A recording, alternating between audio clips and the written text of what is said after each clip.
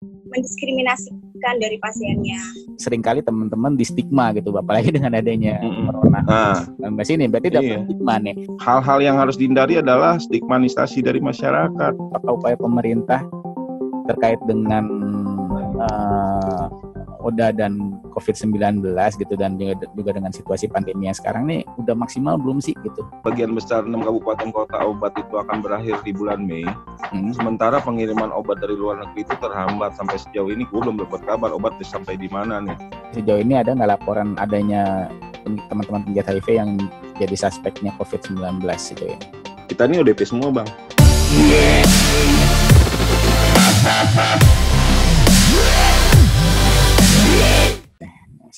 Oke, jadi ketemu lagi di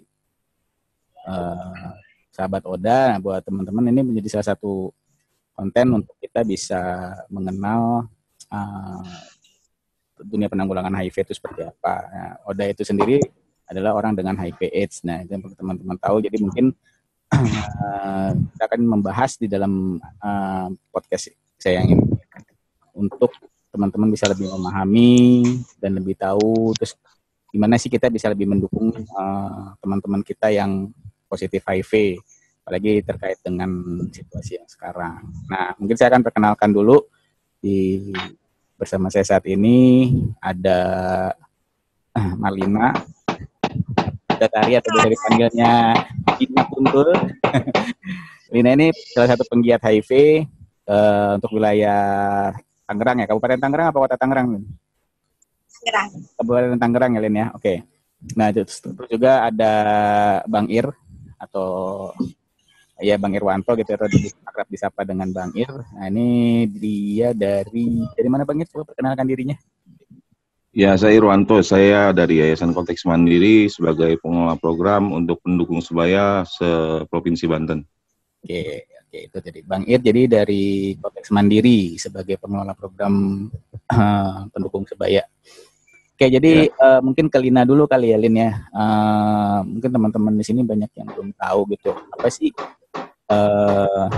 penggiat HIV? Ya, penggiat HIV itu kan termasuk mungkin ada apa aja sih gitu di dalam penggiat HIV itu. Coba mungkin bisa dijelasin, Lin. Oke, gue kenalkan diri dulu ya. Hai, nama saya Marlina Puspitasari atau biasa dipanggil Lina Kuntul. Saya adalah pendamping sebaya dari Yayasan Konteks Mandiri yang bertugas di wilayah RSU Kabupaten Tangerang. Kalau untuk pendamping itu memberikan informasi terkait HIV dan AIDS, juga memberikan support bagi mereka yang saat itu mungkin tahu status HIV. Ya, lebih pada informasi maupun mereka kasih support.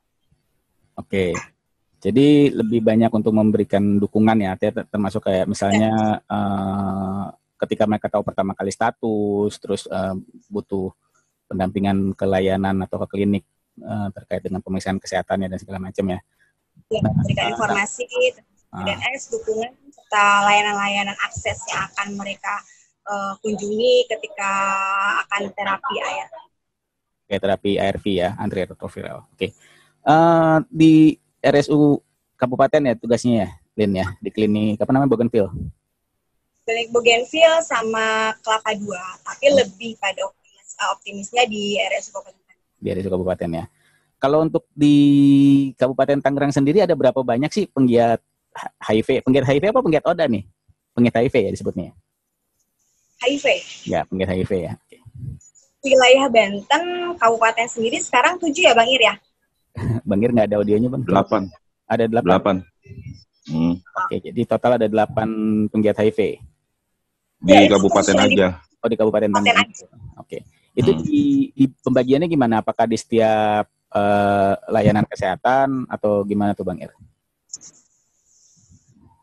Ya, kalau untuk pembagian wilayah sebelum wabah COVID, dijelaskan per kabupaten kota. Untuk di Tangsel itu ada 2 pendamping sebaya atau pendukung sebaya. Di Lebak ada 1 pendukung sebaya. Di Serang ada 2 pendamping sebaya. Di Kabupaten ada 8. Di Kota Tangerang ada 7. Total semua kita pendamping sebaya ada 22 orang. 22 yang tersebar di 6 kabupaten kota. Bagaimana mekanisme mereka di layanan? Ya kami konsentrasinya di layanan-layanan CST saja, yang memang khusus untuk pengobatan, untuk treatment. Oke. Kalau untuk yang PCT, ya jadi ada di Rumah Sakit Umum Balaraja, kalau di Kabupaten ada Rumah Sakit Kodar, Rumah Sakit Kabupaten Tangerang, dan lagi diupayakan Rumah Sakit Siloam mampu kita tembus untuk bisa memberikan dukungan psikososial. Pendamping sebaya itu bukan hanya mendukung orang yang baru tahu status saja, tapi pada pendukungan kepada KIE-nya, komunikasi, informasi, dan edukasi juga. Lalu memberikan dukungan kepatuhan berobat, lalu kunjungan rumah kami lakukan seminggu 2 kali sebelum wabah. Namun setelah wabah terjadi mekanisme perubahan dukungan yang kami lakukan. Nanti saya akan cerita kalau timbul pertanyaan selanjutnya. Terima kasih. Jadi untuk layanan CST itu sendiri apa tuh Bang Er? Konseling, testing atau apa CST? Konseling, support and treatment. Jadi memang khusus untuk tes, konseling, dan pengobatan sekaligus. Dalam satu instansi atau satu rumah sakit. Puskesmas. Iya, Tangsel kita ada dukungan sekarang ini ada 450 ODA on treatment yang didukung oleh pendamping sebaya. Kalau untuk diestimasi, kalau dalam satu semester aja kita mendukung yang baru, kalau di Tangsel sendiri khususnya paling sekitar 20-30 ODA yang baru. Oh, yang baru ya? Ya itu kan dikembalikan lagi. Kalau yang lama kadang-kadang bisa putus, yang udah treatment lama dia kembali lost to follow up, itu yang kami dukung kembali. Jadi bukan hanya yang baru dan yang patuh, tapi yang lost to follow up, putus obat kita dukung melalui kunjungan rumah agar dia mau kembali ke layanan CST untuk berobat. Oke. Jadi kalau bicara soal itu sebenarnya beban kerjanya teman-teman penggiat ODA ini banyak juga ya. Di Tangsel sendiri kan 400 lebih gitu ya, apalagi belum bicara di kabupaten dan di wilayah Serang, Pandeglang dan di seluruh provinsi Banten gitu. Oke, Lin, aku balik ke Lina dulu ya. Mungkin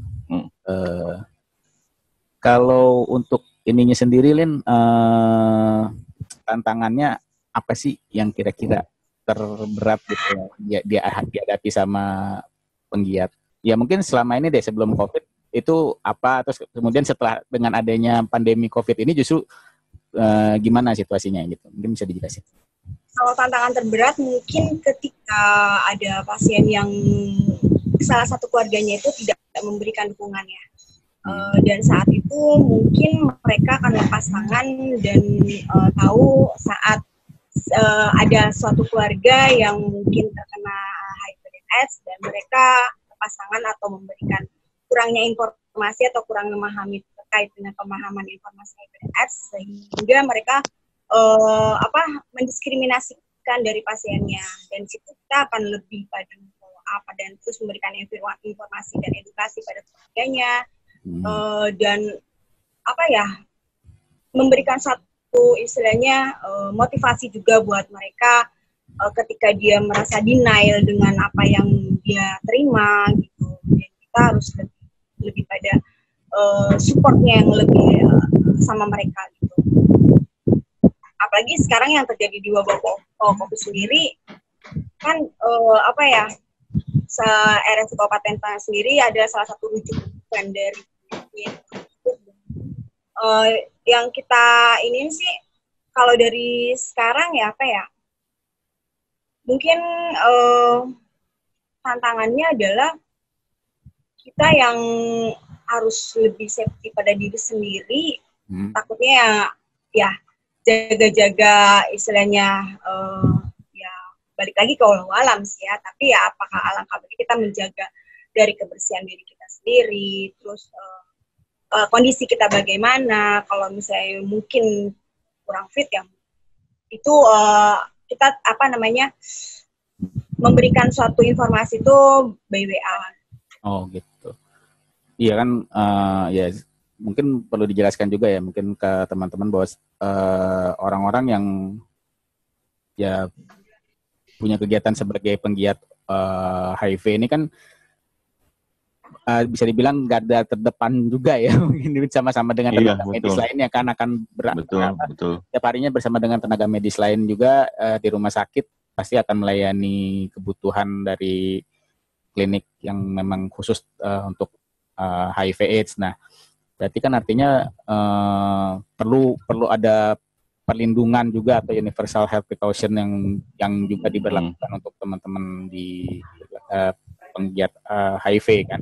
Nah sejauh ini kayak gimana sih? Maksudnya apakah sama gitu dengan teman-teman yang tenaga medis untuk universal health precaution-nya atau gimana tuh?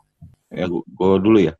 Boleh deh. Kalau untuk teman-teman yang saat ini bekerja, kami itu tidak mewajibkan mereka seminggu penuh. Biasanya jam kerja kami kan dari jam 8 sampai jam 4 sore sebelum wabah. Saat ini setelah wabah kami batasi seminggu hanya 2 kali. Dan sekali kunjungan hanya dibolehkan 2 sampai 3 jam di layanan. Itu pertama yang harus diketahui dulu setelah wabah. Okay. Jadi setiap pendamping sebaya punya kewajiban hanya 3 jam di layanan. Lalu bagaimana dengan perlindungan diri? Pertama, kalau untuk di Rumah Sakit Umum Kabupaten Tangerang, teman-teman tidak dilengkapi dengan APD, dengan masker, dengan hand sanitizer sebagai pelindung utama mereka untuk tidak terkontaminasi virus terhadap orang lain.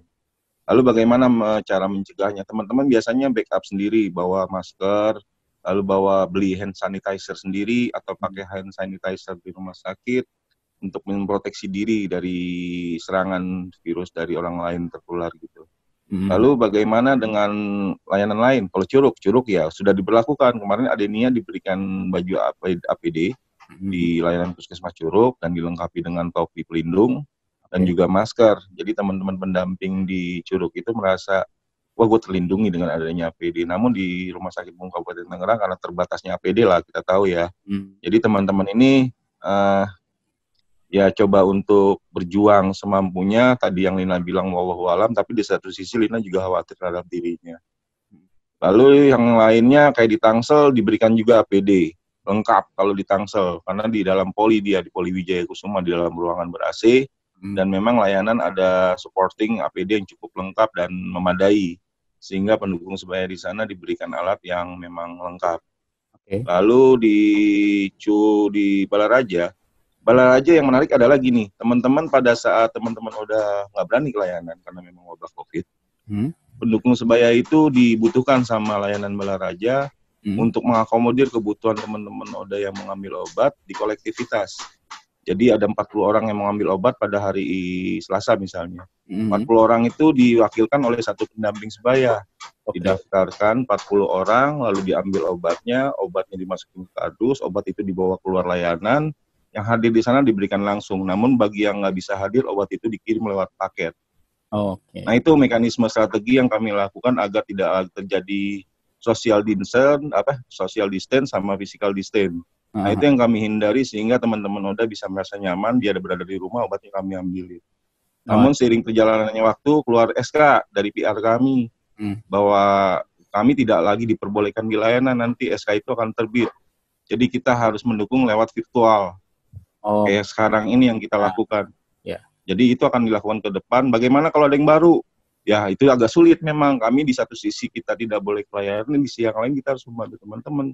Lagi cari strategi yang tepat. Sementara di layanan sendiri rumah sakit kota misalnya, dia tidak terima layanan yang baru. Itu gimana tuh penanganannya? Coba kita cari pemecahan masalah yang lebih konkret dan bisa supaya teman-teman yang baru pun bisa akses. Cuman kita tahu lah, sebentar lagi kan PSBB ya Tangerang Raya. Surat sudah diajukan ke Provinsi Banten dan akan ditembuskan kepada Kemkes. Apakah ini setuju atau tidak, saya nggak tahu. Tapi kalau ada yang baru ya kami sendiri harus proteksi diri dan keluarga. Itu mungkin dilematis yang kami hadapi saat ini Bang Jet. Oke. Ya berarti kalau boleh dikatakan sebenarnya standar UPH-nya sendiri, UHP maksud saya, standar UHP-nya sendiri ya nggak sama ya di masing-masing layanan, dia tergantung dari layanan masing-masing ya. Berarti ya kan sekali gitu ya. Apakah ini memang realistis dengan situasi di layanan dan juga dengan mungkin teman-teman Oda yang memang situasi itu seperti apa sih? Apakah banyak yang Oda tapi juga dia ternyata jadi suspek dari COVID atau Corona ini atau gimana nih? Mungkin siapa yang bisa jelasin, Lina atau Bang Yer nih? Mungkin Lina kali ya yang lebih sering di layanan. Iya layanan. Situasi masalah COVID itu ada beberapa mungkin dari dampingan kita yang orang dengan ODP, tapi alhamdulillah hasilnya semua negatif. Oke. Dan ini dari RS Kabupaten Tangerang untuk anak. Anak jadi ketika anak yang pengambilan ART itu boleh tidak dibawa dan sekarang spesifikasinya dikasihkan 2 bulan untuk terapi anaknya. Tapi kalau untuk orang dewasa mungkin perjalanan virus ini COVID ini penyebaran dampak dari COVID ini semakin maka layanan RSU Kabupaten ini sebenarnya mungkin akan seperti RSU Balaraja Bang Ir. Jadi pendamping itu boleh menghasilkan dari beberapa atau 10 atau 20 pendampingan yang mau akses ke layanan RSU Kabupaten Tangerang. Jadi karena sekarang klinik Bougainville itu terbatas dari ruangnya dan kalau ketika ramai itu akan terjadi penumpukan. Makanya ketika situasi itu terjadi, layanan sendiri memperbolehkan pendamping untuk mengambilkan sebanyak-banyaknya KD ketika dia akan akses terapi ARV di RS Kabupaten Tangerang. Kalau dulu kan kita dalam 2 bulan atau 3 bulan bila situasinya tidak boleh mengambilkan harus hadir, tapi sekarang tidak layanan sendiri tidak memperbolehkan untuk diambilkan oleh sama pendamping sendiri. Oh gitu ya. Kalau untuk anak tidak boleh untuk ikut ke akses layanan. Jadi orang tuanya saja atau pendamping saja mengambilkan itu boleh akses diberikan dalam 2 bulan. Oke, jadi ya berarti artinya udah ada solusi-solusi lah ya terkait hal itu. Yeah. Nah, gini tadi kan Ina sempat ngomong masalah ketika layanan penuh tuh bisa terjadi penumpukan gitu ya. Artinya kan social distancing-nya tidak terjadi gitu kan. Nah, emang dalam satu hari bisa berapa banyak sih pasiennya gitu dalam terutama di klinik Bougainville sendiri gitu, Lin? Kalau untuk Bougainville sendiri sebenarnya tidak bisa diprediksikan hari ini banyak atau tidak, tapi terkadang ada sampai 60 pasien atau lebih dari 60 pasien gitu. Makanya ketika social distancing itu tidak terjadi, jadi ada suatu penumpukan ketika layanan itu sendiri saat dibuka. Apalagi sekarang kan dari jam 7:30 hanya sampai jam 11. Oke, jadi di 7:30 pagi sampai jam 11 ya layanan yang dibuka ya. Kalau tadi ODA yang masuk ke dalam kategori ODP itu apakah seluruh teman-teman ODA jadi secara otomatis dimasukkan ke situ atau ada kriteria tertentu tuh, Lin? Enggak.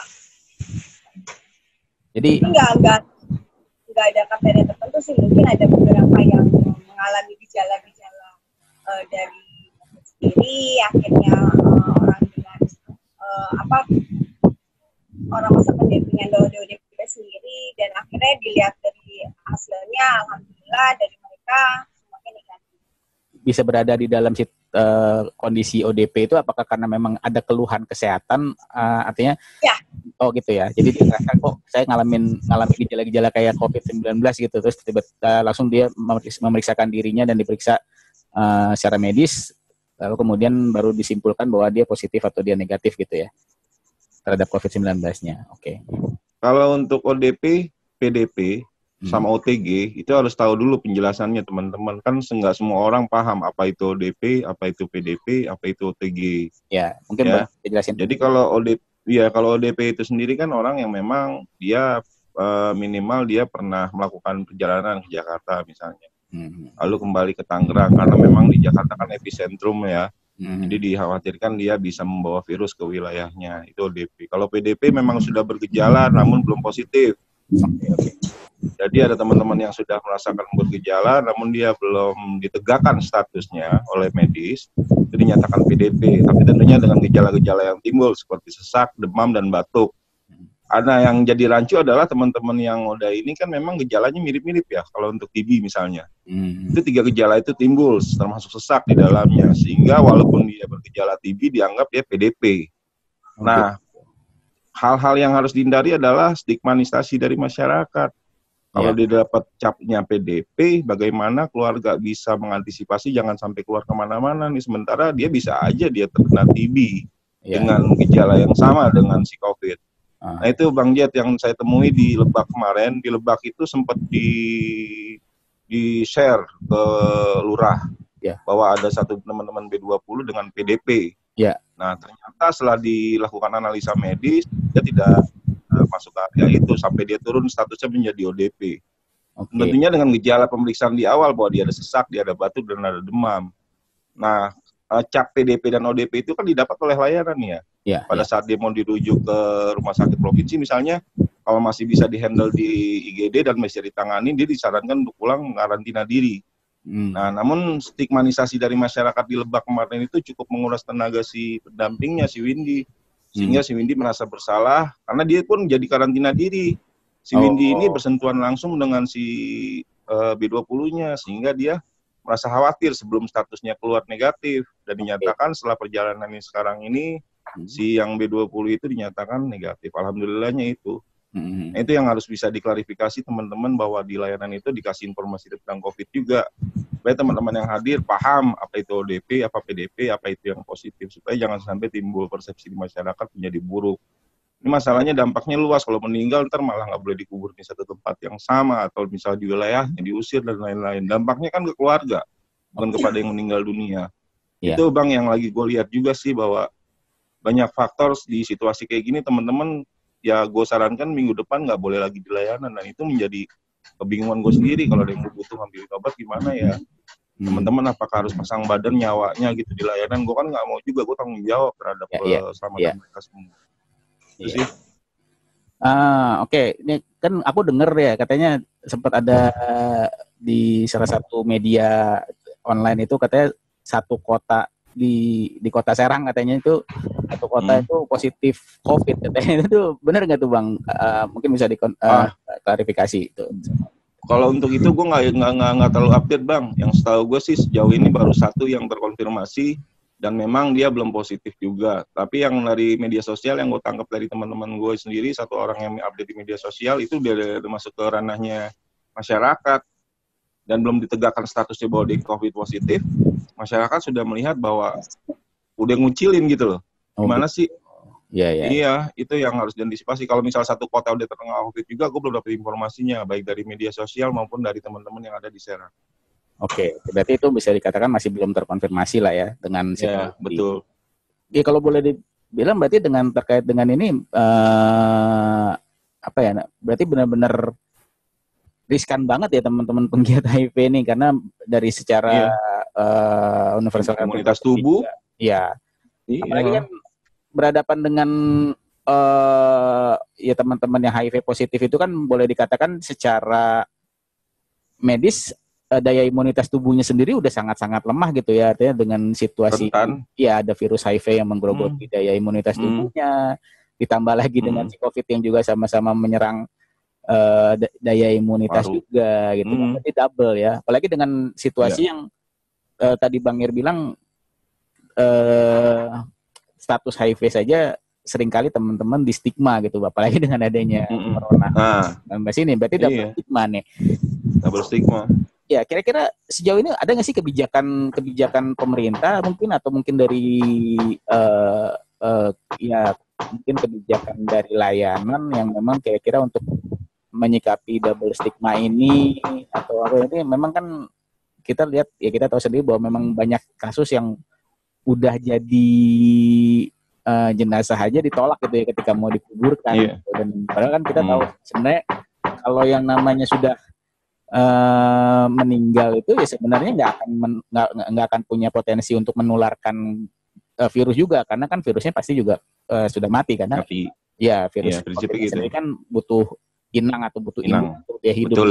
Nah, dan sejauh ini gimana tuh Bang menyikapinya? Mungkin Bang Ir bisa jabarin gitu mungkin dari konteks mungkin sudah ada upaya-upaya apa terkait preventif stigma atau yang lainnya gitu. Iya, kalau untuk upaya-upaya yang saya lakukan sama Kotek sendiri sih kita nggak bisa cegah ya Bang ya. Selama ini kan kasus baru ya. Dan sosialisasinya juga masih simpang siur, belum ada yang konkret gitu untuk diketahui masyarakat. Beda case-nya sama B20 yang sudah banyak dipahami oleh masyarakat. Kalau COVID ini ada yang bilang dari udara menular, ada yang bilang enggak gitu. Nah, pemahaman ini kaitan sama informasi tentang COVID ini masih belum diperkuat sama masyarakat menerimanya, sehingga stigmatisasi itu timbul. Langkah-langkah konkret yang dilakukan oleh Kotex Mandiri sendiri kan isunya bukan di COVID, isunya di G20-nya. Tapi kalau kaitan sama stigma dan diskriminasi yang terjadi sama masyarakat terutama B20, sejauh ini sih belum ada, baru di Lebak aja kemarin. Teman-teman pendamping melakukan koordinasi dengan KPA Provinsi, KPA Kabupaten Kota, dan Dinas Kesehatan terkait. Bagaimana teman-teman yang B20 yang terdampak menjadi PDP ini dapat ditangani dengan baik tanpa keluar statusnya. Yang PDP itu lebih berat menerima status PDP dibanding yang B20 kalau menurut gua saat ini. Begitu ya. Nah, berarti iya, karena memang berarti artinya bagi teman-teman yang positif HIV atau teman-teman ODA ya sebenarnya udah bisa menerima welcome. Iya. Udah nggak ada denial dari dirinya sendiri, tapi justru malah tantangan terbesarnya adalah ketika ketika dia statusnya jadi PDP corona, justru itu malah jadi lebih berat ya karena mereka akan berhadapan dengan stigmatisasi dari masyarakat yang saat ini terjadi gitu ya. Iya, dan nggak bisa dihindari, itu kan haknya masyarakat untuk melakukan stigma dan diskriminasi. Kotek nggak bisa berbuat banyak kalau bicara COVID, karena isunya dunia ini, bukan isunya satu kabupaten kota. Iya. Repot, Bang. Orang bebas beropini macam-macam sih, bebas berpikir macam-macam. Iya, makanya. Harus ada proses KIE yang baik lah setidaknya. Betul. Berarti itu yang masih lemah, gue lihat. Oke, berarti itu bisa jadi ya mungkin harapannya Bang Ir gitu ya, dan harapannya teman-teman penggiat HIV supaya pemerintah bisa punya langkah-langkah KIE terhadap corona ini ya yang benar-benar baik gitu ya. Betul. Ya. Terus coba belum bicara ketersediaan obat, Bang. Gue juga mau nyinggung ketersediaan obat. Gimana? Mengingat juga di sebagian besar 6 kabupaten kota obat itu akan berakhir di bulan Mei. Sementara pengiriman obat dari luar negeri itu terhambat sampai sejauh ini. Gue belum dapat kabar obat sampai di mana nih. Ini perlakuannya di nasional loh, ARV ini kan kita terhambat. Ini nggak tahu nih, gue belum bicara COVID. Iya, tersediaan. Obat ARV-nya ya, antiretroviral untuk HIV-nya ya. Oke. Aja sih. Oke. Lebih harus di-prepare. Ya, sejauh ini udah ada laporan nggak sih Bang Ir? Mungkin dari teman-teman penggiat HIV sejauh ini ada nggak laporan adanya teman-teman penggiat HIV yang jadi suspeknya COVID-19 sejauh ini? Kalau suspek sebagai PDP belum, tapi ODP udah. Kita ini ODP semua, Bang. Ya mau nggak mau. Kita nggak bersih. Iya, kita tuh ODP. Lina ODP, gue ODP, dan sejauh ini sih sampai masuk ke satu tingkat di atas ODP belum, alhamdulillah. Ya. Tapi di Jakarta UDP-DP sehingga dikarantina diri, lalu di rapid 2 kali dan dinyatakan negatif, alhamdulillah. Supaya. Dan gue yakin gini Bang, bahwa kalau virus kita undetectable dan kita minum obat antivirus, insya Allah kita terjaga untuk proteksi diri sendiri gitu. Yang bahaya adalah yang CD4-nya masih rendah dan virusnya masih terdeteksi. Itu yang beresiko berpotensi tertular dibandingkan kami yang memang udah undetectable. Kalau gue prinsipnya gitu. Tapi sejauh ini sih gue rasa teman-teman mendukung sebaya di Banten belum ada kasus yang lo tadi maksud. Oke, berarti ya kata kuncinya adalah ya kita harus sebagai penggiat ODA sendiri penggiat HIV sendiri harus benar-benar patuh obat dulu gitu ya, intinya patuh ARV dulu. Itu prinsipnya. Ya harus bisa menekan jumlah virus yang ada di dalam tubuhnya itu sendiri atau viralnya itu benar-benar harus 0 gitu ya, harus undetected gitu ya. Wah ini Lina menghilang. Oke, mungkin gini deh, sejauh ini menurut Bang Ir sebagai pengelola program gitu ya, apakah upaya pemerintah terkait dengan ODA dan COVID-19 gitu dan juga dengan situasi pandemi yang sekarang nih udah maksimal belum sih gitu menurut Bang Ir? Kalau dibilang maksimal, kalau gue ngelihatnya secara objektif sih sudah maksimal. Di situasi wabah seperti ini dengan pergerakan-pergerakan memberikan obat 2 bulan, melakukan social distance, melakukan physical distance, itu udah maksimal. Cuman yang satu hal yang harus diperhatikan adalah kurangnya tenaga medis pada saat memberikan konseling di layanan, sehingga itu kan menjadi jarak pendek ya. Harusnya dokter di layanan bisa 3-4 jam karena memang durasinya dibatasi, sehingga dokter membatasi pasien yang hadir. Kalau untuk dibilang ukuran maksimal secara umum di Banten, gue rasa sudah maksimal. Di Derajat Serang pun sudah diberikan 2 bulan sekali obat. Di Tangsel rencananya 2 bulan, bulan ke depannya diberikan 2 bulan lagi, layanan ditutup. Jadi 4 bulan ke depan, orang dengan HIV itu udah lagi nggak balik layanan, karena layanan PDP-nya tutup. Tadi pertanyaan gue balik lagi, bagaimana kalau ada kasus baru? Nah, ini gimana? Iya. Nah, ini menjadi kesulitan kami pada saat kami mau mendukung yang baru, sementara layanan ditutup, gue ngedukungnya kemana nih gitu. Ya. Nah, itu dia yang menjadi hambatan gue sendiri dan teman-teman pendukung sebaya. Dan satu hal lagi, minggu ini mereka harus dirumahkan. Bagaimana mereka mendukung melalui virtual, sementara dia harus kontak langsung. Gimana kalau dia masuk fase AIDS? Yang udah didorong-dorong pakai kursi roda, yang emaknya nggak tahu pendidikannya, bagaimana alur BPJS, bagaimana alur pendaftaran, itu menjadi hambatan utama buat kita. Yang mau bismillah kayak Lina nih nyeruntul, jalan dia nggak peduli sama dirinya. Orang ini benar-benar ya insya Allah lah, mudah-mudahan ditolong sama Allah supaya dia tetap sehat terus, harapan gue. Dari untuk Bang Irde, harapan atau himbauan bagi teman-teman Oda terhadap pandemi COVID-19 ini apa nih kira-kira? Harapannya cuma satu, himbauannya stay at home aja udah. Stay at home. Iya, stay at home. Bagaimana teman-teman mau akses obat dan lain-lain, bisa menghubungi pendamping, lalu menghubungi keluarga yang tidak terinfeksi adalah salah satu strategi agar mereka terhindar dari penularan. Karena memang beda kan kalau orang yang HIV positif dengan orang yang tidak terinfeksi. Ada 2 solusi, biasanya perwakilan dari keluarga kalau memang nggak bisa si pendamping yang ngambilin, atau memang obat itu bisa dikirim langsung lewat Gojek misalnya. Di Jakarta udah diterapkan itu. Jadi obat dikirim pakai Gojek, layanan yang ditelepon sama Odanya ngirim alamat ke layanan mesen Gojek, Gojeknya langsung dikasih obat itu, lalu dibayarkan oleh si Oda di rumah pada saat obat tiba di rumah. Nah, mekanisme itu emang harus dibangun juga sama layanan, tapi kan di Banten nggak bisa lakukan itu, Tangerang dengan jumlah, ya tahu lah SDM-nya kan kita sedikit ya, terbatasan layanan dan lain-lain menjadi faktor hambatan utama juga. Kalau untuk Odanya sendiri mungkin itu 2 Bang, stay at home aja di rumah. Lalu kalau memang ada kebutuhan untuk mengambil obat, ya paling tidak kalau harus terpaksa ngambil obat di layanan, proteksi diri dengan baik, pakai masker, hand sanitizer, kalau bisa pakai handspoon, pakai sarung tangan gitu yang dari latex ya. Itu jauh lebih baik lagi kalau menurut gua. Tapi kan Oda juga kadang-kadang selebor, udah dikasih tahu informasi malah nggak dihiraukan gitu. Udah nggak sadar bahwa COVID ini lebih berbahaya daripada HIV. Oke. Iya.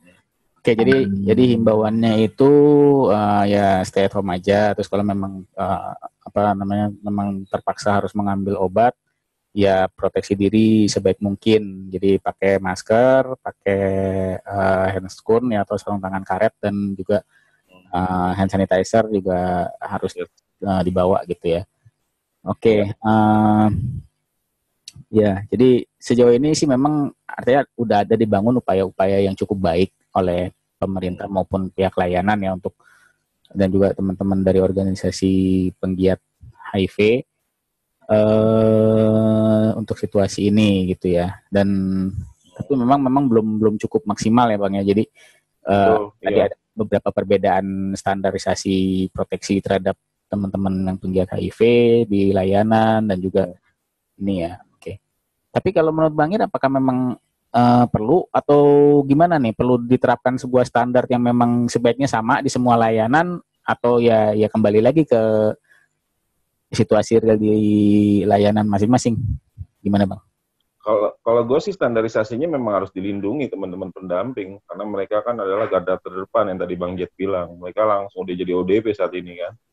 Dan gue berharap pemerintah daerah khususnya, dalam hal ini Dinas Kesehatan, menyiapkan alat yang memang untuk proteksi pendamping sebaya pada saat melakukan dukungan.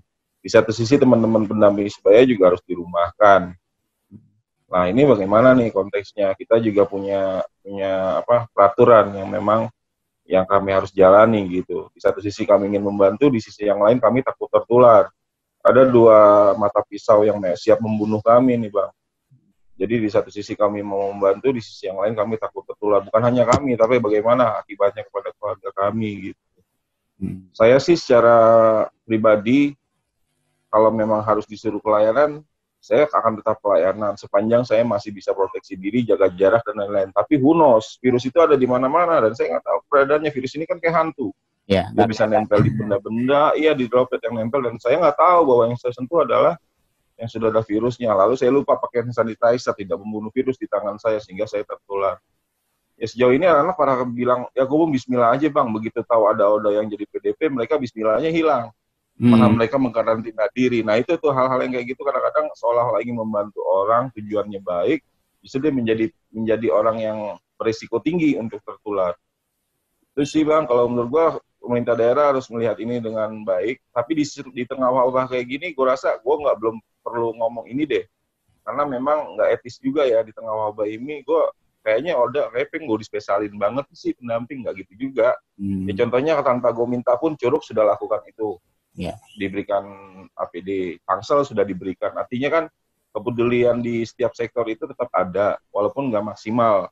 Kalau di Kabupaten Tangerang mungkin kebutuhannya jauh lebih banyak di layanan dibanding kepada pendamping, sehingga pendamping nggak membutuhkan. Nah, kayak gitu-gitu yang harus dilihat juga. Ya berarti artinya ya sebaiknya memang ya artinya para pemangku kebijakan punya perhatian khusus juga terhadap pendamping, karena ya bagaimanapun mungkin secara status profesi memang bukan tenaga medis, tapi secara status layanan ataupun resiko yang dihadapi sebenarnya sama dengan yang dihadapi teman-teman di layanan medis gitu ya. Oke. Jadi tadi juga kan Bang Ir sempat nyinggung masalah ini nih ya kalau nanti ditutup gitu layanan. Nah gimana dengan mungkin yang tadi kalau misalnya tiba-tiba ada teman-teman yang positif HIV terus ngerasa kok kayaknya saya kayak ngalamin gejala-gejala COVID nih gitu kan, mau nggak mau kan tetap harus mengakses ke layanan gitu. Gimana tuh Bang? Iya. Ya paling tidak kalau dia harus mengakses layanan, biarkan aja layanan yang bekerja. Gitu. Karena kita hanya mendampingi. Status orang itu menjadi ODP dan PDP kan layanan yang bisa memberikan hasil negakin statusnya ya. Kalau kami kalau memang mau memberikan dukungan, kalau memang kami tidak lagi diperbolehkan pelayanan, paling kami arahkan lewat video call misalnya. Dari sini ke sini, dari sini ke sini kan paling tidak itu sedikit membantu pihak keluarga dalam mendampingi proses si ODA dalam mengakses layanan. Kalau gejala-gejala yang timbul memang mirip-mirip ODP dan PDP, ya sejauh ini sih memang ada kesan bahwa setiap gejala yang timbul dianggap PDP. Ya bukan kepada ODA aja, kepada kita kaum yang tidak terinfeksi pun bisa terjadi hal yang sama. Dan ini masih abu-abu nih yang gue bilang tadi, masyarakat dan pemerintah itu belum menjadi satu kesatuan kaitannya sama sosialisasi KIE tentang COVID. Kalau dijadi satu kesatuan tentang COVID, ya mereka akan paham mana yang ODP, mana yang PDP, mana yang sudah tidak statusnya COVID positif. COVID positif kalau dia bisa karantina diri, kan dia bisa sembuh di rumah.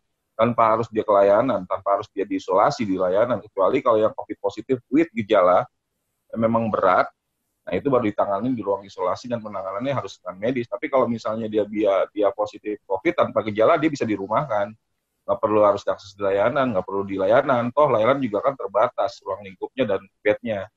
Jadi dipulangkan tapi dengan catatan misalnya oleh pihak rumah sakit, lu karantina diri jauh dari keluarga dan lain-lain. Itu aja sih. Iya. Tapi kan kalau misalnya gini Bang, kalau ngelihat yang bisa dirumahkan itu mungkin dilihat dari tingkat ininya juga kali ya, tingkat ya kan kalau teman-teman ODA itu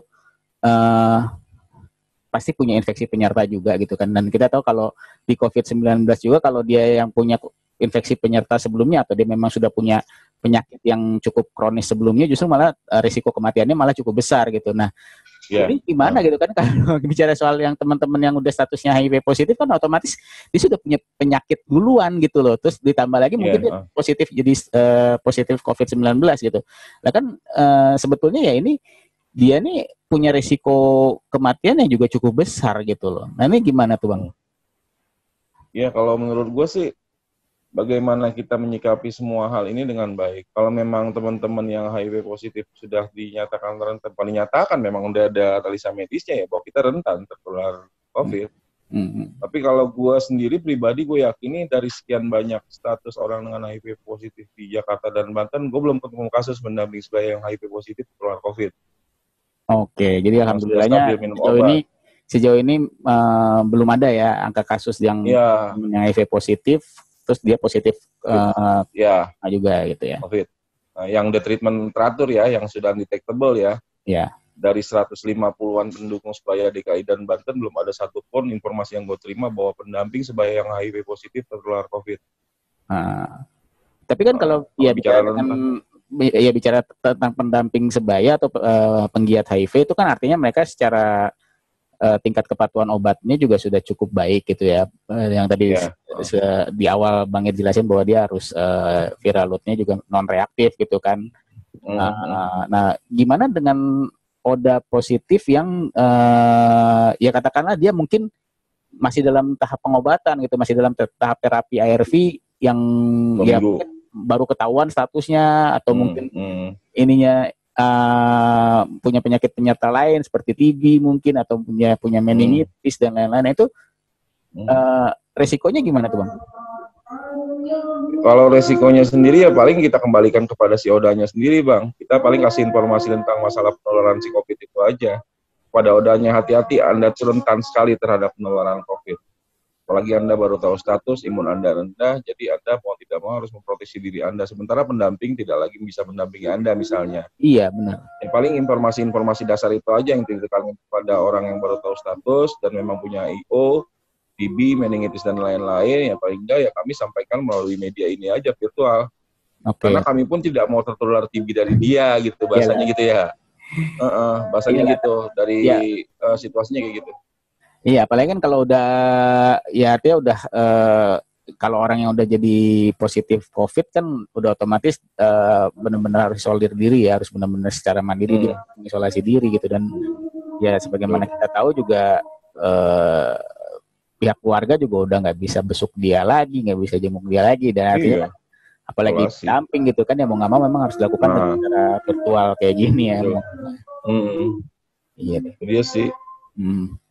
Ya oke, mungkin ya mungkin cukup kali ya bincang-bincang kita di hari ini gitu. Jadi mudah-mudahan jadi penyambung lidah juga dan juga bisa memberikan wawasan ke teman-teman yang mau tahu atau mau belajar tentang apa sih HIV dan seluk-beluk dalam pendampingan HIV itu seperti apa. Jadi apa informasi yang baik gitu dan bisa melengkapi pengetahuan teman-teman juga gitu. Oke Bang Ir, waktunya. Terima kasih Bang Jet. Ya, terima kasih Bang Ir. Nanti sama kita akan sambung lagi mungkin dengan topik yang lain gitu ya, dengan materi yang lain. Siap. Oke. Thank you ya. Yuk. Oke, jadi itu guys, bincang-bincang gue sama beberapa penggiat HIV di wilayah Kabupaten Tangerang dari Lina, tapi sayang sekali tadi dengan Lina agak terganggu dengan koneksi jaringannya. Jadi mungkin pembahasan yang ada kali ini bisa membantu teman-teman untuk lebih memahami tentang apa sih pendampingan HIV, atau teman-teman yang lebih banyak mendapatkan pengetahuan dan wawasan tentang HIV/AIDS. Nah, saya berharap, secara pribadi saya berharap ini bisa menjadi salah satu sumber informasi buat teman-teman juga gitu. Dan jangan lupa subscribe dan share video ini kalau memang dirasa bermanfaat. Dan ya, oke demikian. Sampai ketemu lagi di episode berikutnya atau di tayangan berikutnya.